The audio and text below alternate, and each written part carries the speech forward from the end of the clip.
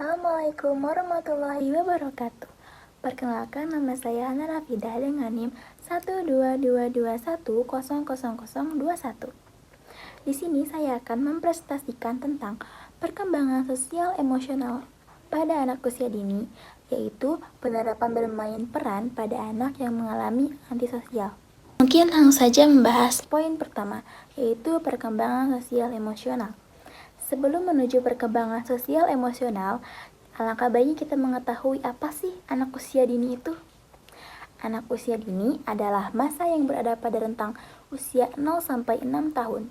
Pada usia tersebut, perkembangan terjadi cenderung cepat dan dipandang sangat pesat, sangat penting, sehingga diistilahkan golden age atau masa keemasan.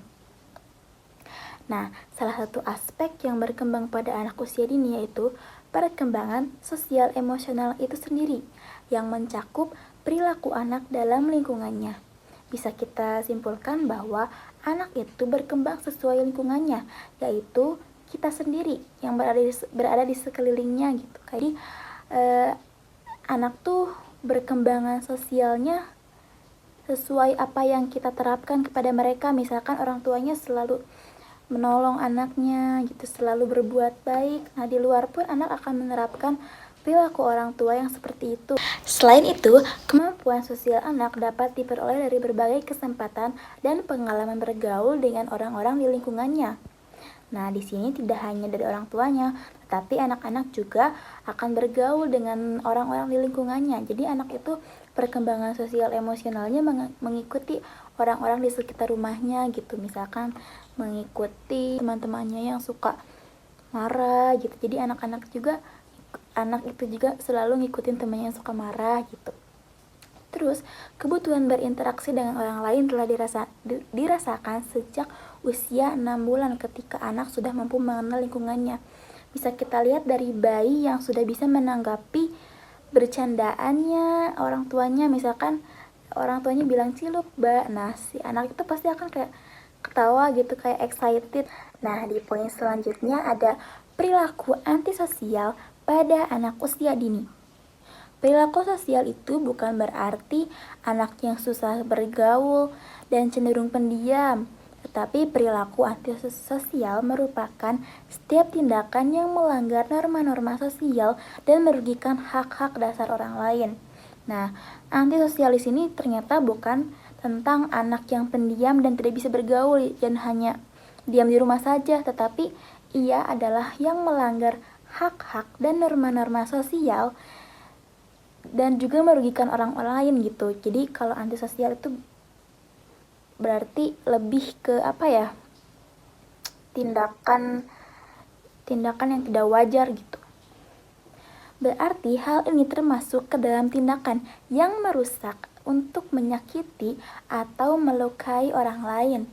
Bisa itu merusak properti, menentang aturan atau figur otoritas secara umum dan melanggar hukum.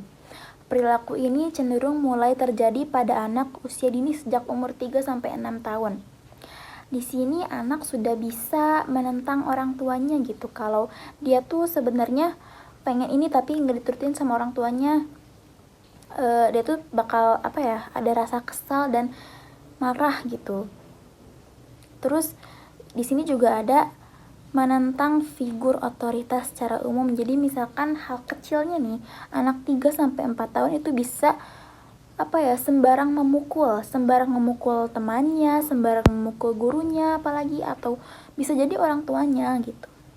Nah, di perilaku antisosial ini juga mempunyai faktor penyebab dari kenapa sih anak bisa mengalami antisosial. Yang pertama, ada faktor genetik. Faktor genetik dapat mempengaruhi perilaku antisosial sekitar 41%. Kemungkinan lainnya adalah faktor gangguan kejiwaan dari orang tua atau pengasuh, termasuk depresi pada seorang ibu, bahkan kesulitan ekonomi atau kemiskinan bisa juga menjadi faktor pemicu dari perilaku antisosial ini. Nah, bisa kita simpulkan bahwa faktor genetik ini lumayan mempengaruhi si anak itu bisa mempunyai perilaku antisosial. Misalkan dari keturunan ayahnya dari kecil mempunyai perilaku antisosial, tapi tidak ditangani gitu oleh orang tuanya. Nah itu bisa menurun ke anaknya gitu. Jadi si anaknya juga bakal bersifat sama kayak ayahnya, seperti buah yang tidak jauh dari pohonnya. Kemudian yang kedua di sini ada faktor individu dan lingkungan. Faktor ini merupakan faktor yang cukup berpotensi dari perilaku antisosial karena anak-anak dan remaja dengan perilaku antisosial ini juga bisa melibatkan permusuhan atau sifat agresif terhadap orang tua, guru, teman sebayanya, atau orang dewasa lainnya. Nah, di faktor ini bisa kita lihat bahwa si anak itu bisa melibatkan permusuhan, bahkan sifat agresif terhadap orang tua dan guru. Bahkan dia bisa menentang gitu, bahkan bisa memukul gurunya, bisa melukai gurunya, seperti kasus yang pernah ada gitu, seorang anak SD bahkan SMP membunuh gurunya. Itu tuh termasuk sifat antisosial, teman-teman. Jadi harus segera untuk diatasi gitu. Dan itu adalah faktor penyebab anak mengalami antisosial itu sendiri. Kemudian di sini ada pengalaman masa kecil yang merugikan dan peran gender. Pengalaman masa kecil yang merugikan juga termasuk faktor yang membuat anak memiliki perilaku antisosial, misalnya seperti penganiayaan dan pelecehan. Kemudian ada lingkungan sekitar rumah. Seperti faktor lingkungan sekitar juga berpengaruh terhadap anak-anak dapat berperilaku antisosial. Salah satunya seperti lingkungan sekitar sekolah yang menjadi salah satu faktor perilaku antisosial. Ternyata tidak hanya lingkungan sekitar rumah, tapi sekolah juga bahkan bisa menjadi faktor penyebab anak mempunyai sifat antisosial itu sendiri. Mungkin bisa kita lihat dari lingkungan sekitar rumah bahwa bermain game yang ada berantem-berantemnya itu termasuk menjadi faktor anak mempunyai perilaku antisosial itu sendiri. Kemudian ada pengasuhan yang otoriter.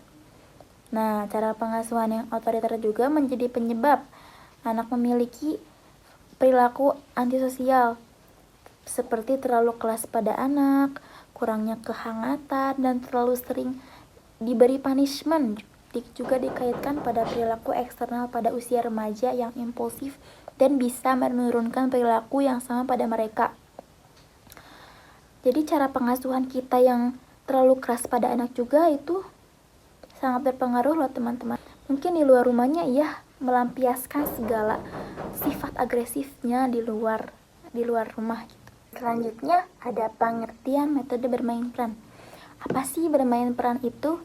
Bermain peran adalah kegiatan bermain yang dimana anak akan terlibat aktif memerankan suatu peran tertentu. Madrisa dan kawan-kawan 2020 menyatakan bahwa bermain peran sangat penting untuk perkembangan kognitif, sosial, dan emosional anak sejak usia 3-6 tahun. Nah, dimana umur anak ini kayak lagi aktif-aktifnya nih teman-teman, kayak masa-masanya untuk menerima peran yang ia mainkan. Misalkan kalau kita kasih bermain peran tentang Nabi Muhammad dengan sahabat-sahabatnya yang soleh, jujur, baik hati kepada lingkungan sekitarnya. Dan metode bermain peran bagi antisosial. Di sini menurut Engga dan kawan-kawan 2017 mengatakan bahwa dalam penerapan metode bermain peran terjadinya peningkatan pada perkembangan sosial dikarenakan masa anak usia dini adalah masa bermain. Oleh karena itu, metode bermain peran sesuai digunakan sebagai pilihan dalam metode pembelajaran anak. Pada usia prasekolah ini, perkembangan sosial menjadi penting karena anak-anak akan mulai berinteraksi dengan dunia luar rumah seperti dalam lingkungan ia bersosialisasi di rumah maupun di sekolah, yang mana ia akan bertemu dengan lebih banyak anak yang lainnya.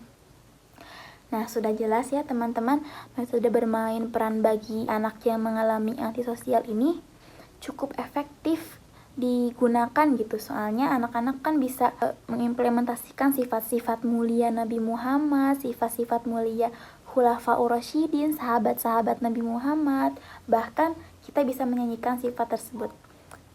Ayo kita menyanyi bersama. Ayo kawan, kita mengenal sifat mulia Nabi Muhammad.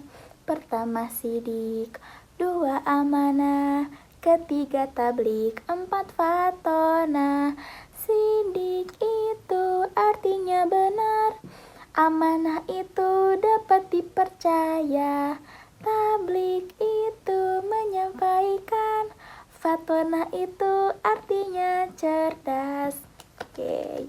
Nah, itu kan 4 sifat mulia Nabi Muhammad yang bisa kita implementasikan kepada lingkungan sekitar dan bisa kita ajarkan kepada anak usia dini yang mengalami perilaku antisosial dengan penerapan bermain peran dan menggunakan 4 sifat mulia Nabi Muhammad. Mungkin cukup sekian materi yang bisa saya sampaikan. Mohon maaf bila banyak kekurangan dan kesalahan dalam perkataan. Wassalamualaikum warahmatullahi wabarakatuh.